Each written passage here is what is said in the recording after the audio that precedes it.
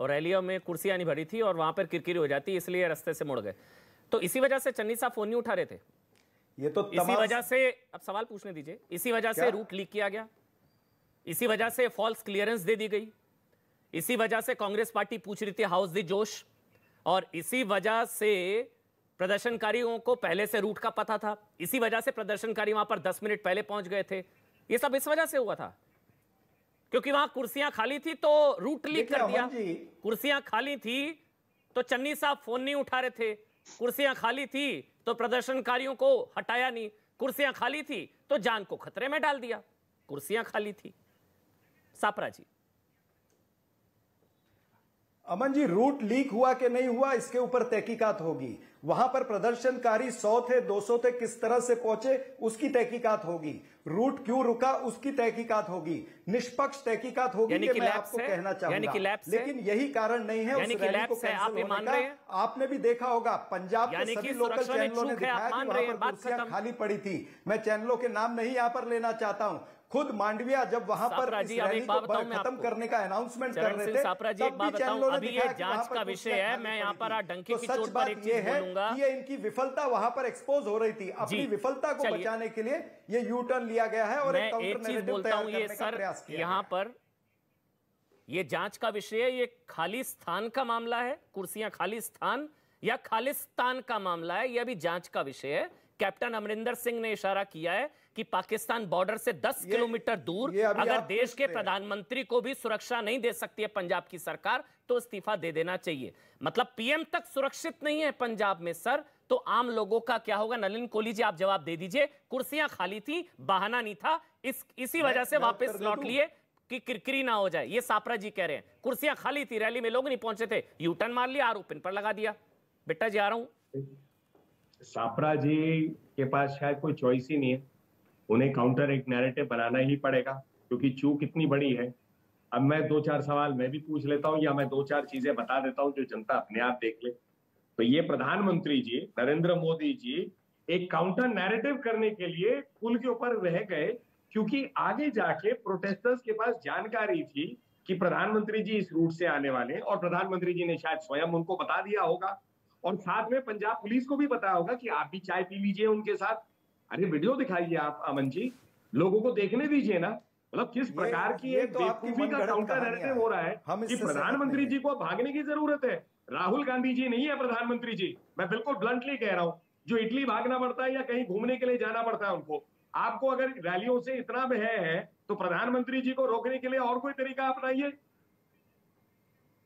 MS Bitta जी, प्रधानमंत्री कह रहे हैं कि जान बच गई, वीडियो आपने भी देखे होंगे, कितना बड़ा खतरा था और क्या हो सकता था जो देश के पूर्व प्रधानमंत्रियों के साथ राजीव गांधी और इंदिरा गांधी के साथ हुआ, क्या हो सकता था वहां पर जो प्रधानमंत्री को कहना पड़ा जान बच गई, जिंदा लौट आया।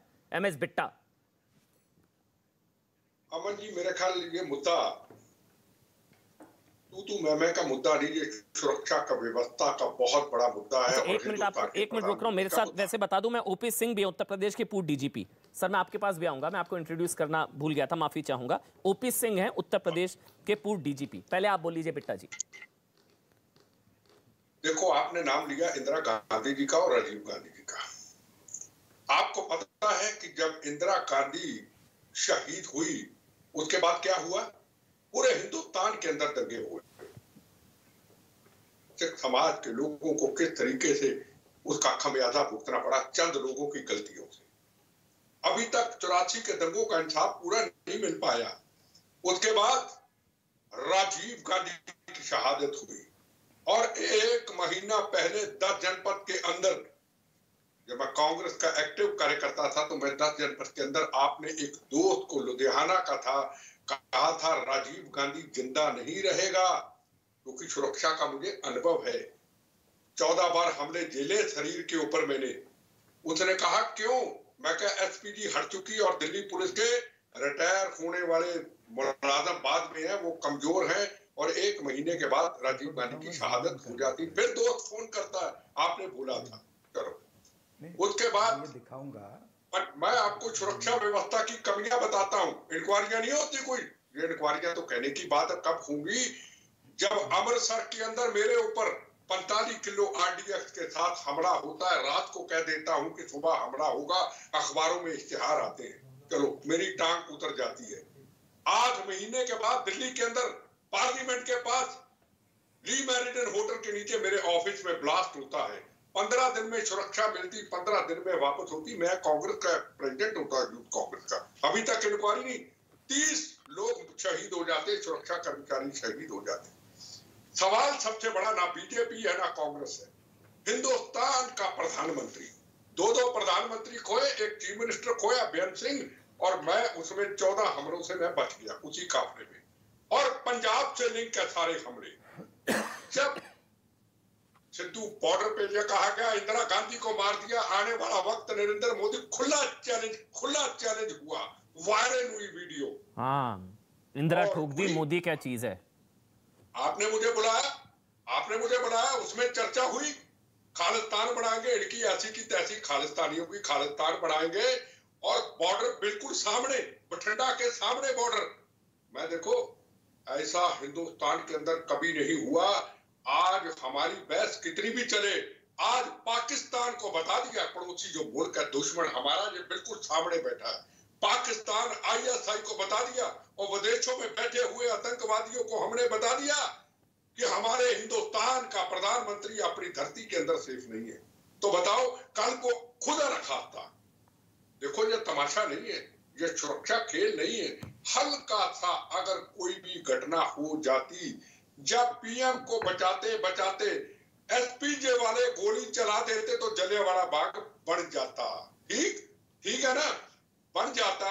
अगर नहीं चलाते तो पीएम का नुकसान हो जाता। अगर नुकसान हो जाता, कोई रिमोट दबा देता।